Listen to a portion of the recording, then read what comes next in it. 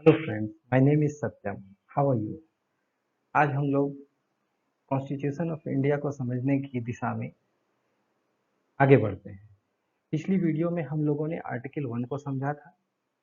अब हम आज इस वीडियो में आर्टिकल 2 को गंभीरता से इन डिटेल समझने की कोशिश करते हैं। आर्टिकल 1 में जैसा कि हम लोगों ने पिछली बार देख लिया था कि हमारे देश के दो दो नाम क्यों मेंशन किए गए हैं कॉन्स्टिट्यूशन ऑफ इंडिया में। साथ ही हम लोगों ने देखा कि जहां भारत एक फेडरल स्ट्रक्चर को फॉलो करता है, अर्थात जहां भारत में केंद्र और राज्यों के मध्य शक्तियों का एक संतुलन स्थापित किया गया है, जहां भारत कोऑपरेटिव और कॉम्पिटिटिव फेडरलिज्म की ओर आगे बढ़ता है, वहीं कॉन्स्टिट्यूशन में इस यूनियन वर्ड को क्यों मेंशन किया गया है? आखिर क्यों कहा गया है कि India, that is Bharat, shall be a union of states? इसके बाद हम लोगों ने देखा कि भारत में जितने भी भारतीय संघ में जितने भी राज्य और यूटीज हैं, वह कॉन्स्टिट्यूशन ऑफ इंडिया के किस भाग में मेंशन्ड है, अर्थात फर्स्ट शेड्यूल में मेंशन है। इसे हम लोगों ने देखा था। साथ ही हम लोगों ने देखा कि टेरिटरी ऑफ इंडिया के अंदर कौन कौन भूभाग शामिल होते हैं, अर्थात इसके अंदर स्टेट, यूनियन टेरिटरीज और साथ ही साथ वैसे क्षेत्र जो राज्य द्वारा अक्वायर किए जाए, इन तीनों क्षेत्रों को शामिल किया जाता है। इसके साथ ही हम लोगों ने देखा कि टेरिटरी ऑफ इंडिया और यूनियन ऑफ इंडिया में क्या डिफरेंस है। जहां टेरिटरी ऑफ इंडिया के अंतर्गत आपने देखा कि इसमें स्टेट, ड्यूटीज और अक्वायर्ड क्षेत्रों को शामिल किया जाता है, वहीं यूनियन ऑफ इंडिया के अंतर्गत स्टेट्स को शामिल किया जाता है। इसमें यूटीज को शामिल नहीं किया जाता है। इसका रीजन क्या है? इसका रीजन ये है कि UTs are already administered by the central government. It is a centrally administered territory. Though अगर अपवादों को छोड़ दिया जाए, जैसे कि 14th कॉन्स्टिट्यूशनल अमेंडमेंट 1962 के द्वारा पौंडीचेरी में एक लेजिस्लेटिव असेंबली का गठन किया गया। इसके बाद 69th कॉन्स्टिट्यूशनल अमेंडमेंट 1991 के द्वारा दिल्ली में 239 AA सब क्लॉज 2 में कहा गया कि दिल्ली में एक लेजिस्लेटिव असेंबली होगी जिसे डायरेक्ट इलेक्शन के द्वारा फिल किया जाएगा। ठीक है। और साथ ही साथ 239 AA1 में कहा गया कि दिल्ली का नाम दिल्ली ना होकर एनसीटी ऑफ दिल्ली होगा, national capital territory of Delhi. ये दोनों संशोधन किए गए। अर्थात 14th और 69th कॉन्स्टिट्यूशनल अमेंडमेंट के द्वारा हमारे देश में अभी 8 में से 2 यूटीज ऐसे हैं जहां लेजिस्लेटिव असेंबली मौजूद है। अन्य जो आप देख रहे हैं 6 यूटीज हैं, वह डायरेक्टली सेंटर के द्वारा एडमिनिस्टर्ड होती हैं। आप देख सकते हैं दिल्ली, जिसकी कैपिटल दिल्ली ही है। अंडमान निकोबार, इसका कैपिटल क्या है? Port Blair. आपको ये भी पता होना चाहिए लक्षद्वीप का कावारत्ती, दादरा नगर हवेली का, और साथ ही साथ दमन एंड दीव, जिसे कि 2019 में रीऑर्गेनाइजेशन एक्ट के द्वारा दोनों को एक साथ मर्ज कर दिया गया है। इसका कैपिटल है दमन। पुदुचेरी का सेम, चंडीगढ़ का सेम, जम्मू एंड कश्मीर का जम्मू, और लद्दाख का लेह लद्दाख। आपने ये देख लिया। अब अगर आप इसमें एक एडिशनल अगर आप कुछ इन्फॉर्मेशन जानना चाहते हैं तो आपको ये पता होना चाहिए कि ज्यूरिसडिक्शन किस हाई कोर्ट के अंतर्गत आता है इन यूटीज का। तो दिल्ली में अपना Delhi high court, Andaman and Nicobar किसके अंतर्गत आता है? कोलकाता हाई कोर्ट के अंतर्गत। लक्षद्वीप केरल के अंतर्गत, केरल हाई कोर्ट के अंतर्गत आता है। दमन एंड दीव मुंबई या बॉम्बे हाई कोर्ट के अंतर्गत आता है। पुदुचेरी मद्रास हाई कोर्ट के अंतर्गत आता है।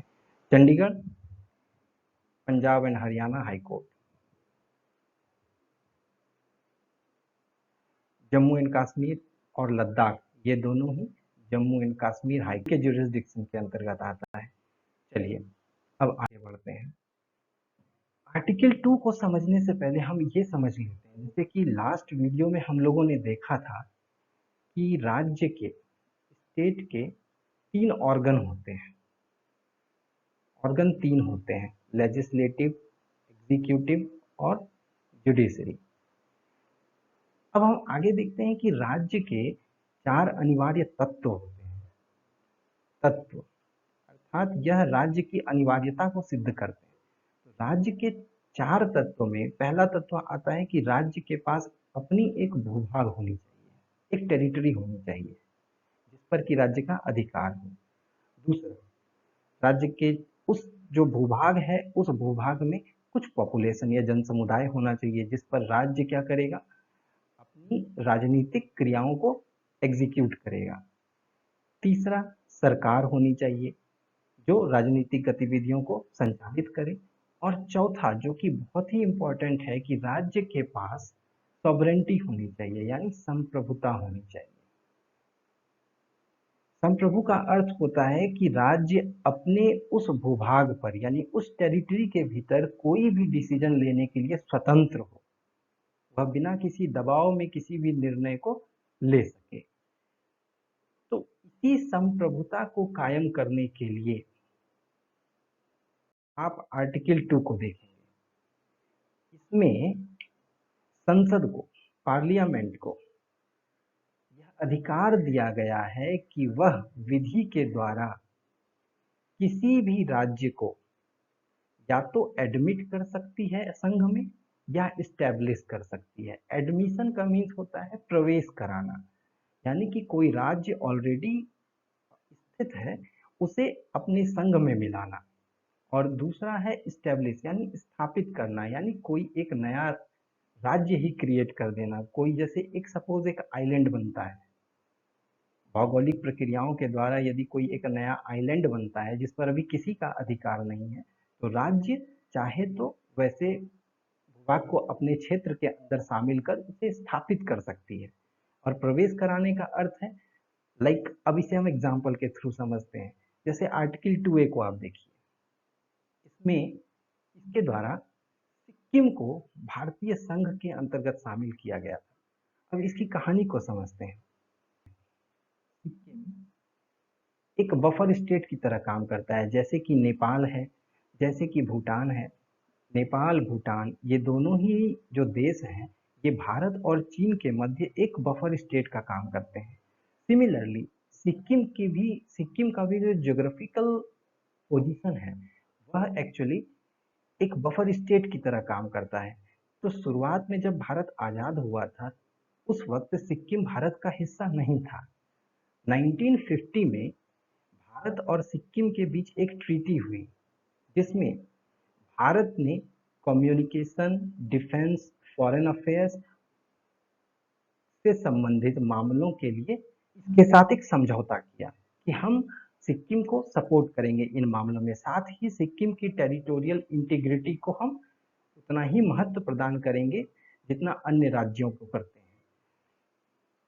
इस तरह से इस अग्रीमेंट में सिक्किम को उनके इंटरनल अफेयर्स में पूरी ऑटोनॉमी प्रदान की गई थी।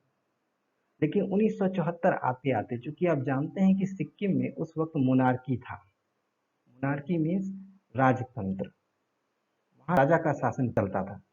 तो वैसे में 1974 आते आते वहां एक जनरल इलेक्शन कराया गया। तो 1974 के जनरल इलेक्शन में सिक्किम नेशनल कांग्रेस जीत गई और उसने सिविल और पॉलिटिकल लिबर्टीज की मांग की, जिसे कि चोग्याल राजा के द्वारा दबा दिया गया। उसके बाद गवर्नमेंट ऑफ सिक्किम एक्ट संसद के द्वारा पास किया गया और भारत के साथ संबंधों को और मजबूत किया गया। धीरे धीरे सिक्किम की संसद विलय के लिए प्रयास करने लग गई। तो इसी क्रम में आगे क्या होता है कि भारत सरकार ने 35th कॉन्स्टिट्यूशनल अमेंडमेंट 1974 के द्वारा आर्टिकल 2A को ऐड करते हैं और सिक्किम को एसोसिएट स्टेट का दर्जा प्रदान करते हैं।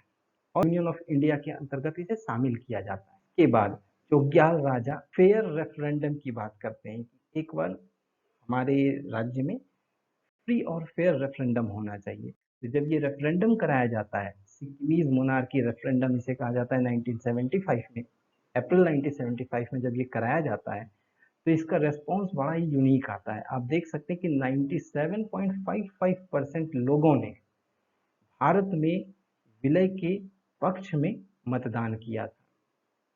केवल 2.45% लोगों ने राजतंत्र को स्वीकारा था। तो इस विहार पर अप्रैल 95 में 36th कॉन्स्टिट्यूशनल अमेंडमेंट एक्ट के द्वारा सिक्किम को एसोसिएट स्टेट से हटाकर, एसोसिएट स्टेट के दर्जे से हटाकर फुल फ्लेजेड स्टेट का दर्जा दे दिया गया। यह थी सिक्किम की कहानी।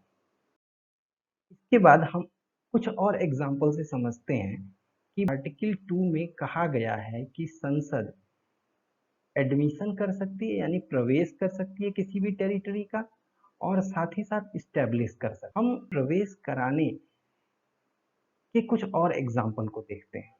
तो हम जरा देखते हैं, यूटीज को ही देखते हैं। सपोज सबसे पहले गोवा, दादरा एवं नगर हवेली, दमन एंड दीव, इन टेरिटरीज पर पुर्तगालियों का अधिकार था और यह आजादी के बाद तक बना रहा।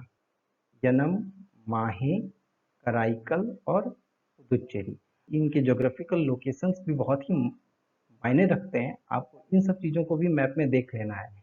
यनम गोदावरी के डेल्टाई रीजन के तट पर है, गोदावरी के, और कराईकल कावेरी के तट पर है, और पुदुचेरी ये पुन्नैयार नदी के तट पर है। खैर आगे आते हैं। इन सभी पर फ्रांसीसी का अधिकार था और 1954 से लेकर 1962 तक फ्रांसीसी का ही इन पर अधिकार बना रहा। 1962 में फ्रांस की संसद के द्वारा इसे रेटिफाई किया गया और इसे भारत सरकार को समर्पित किया गया।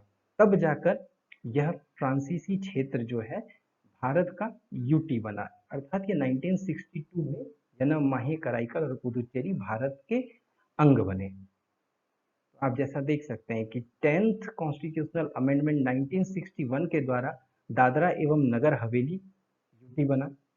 इसके बाद 1962 में गोवा, दमन एंड दीव को यूटी बनाया गया। साथ ही साथ 14th कॉन्स्टिट्यूशनल अमेंडमेंट करके पौंडीचेरी, यनम, माहे, कराईकल, पुदुचेरी इन सभी को भारत का यूटी का दर्जा दिया गया।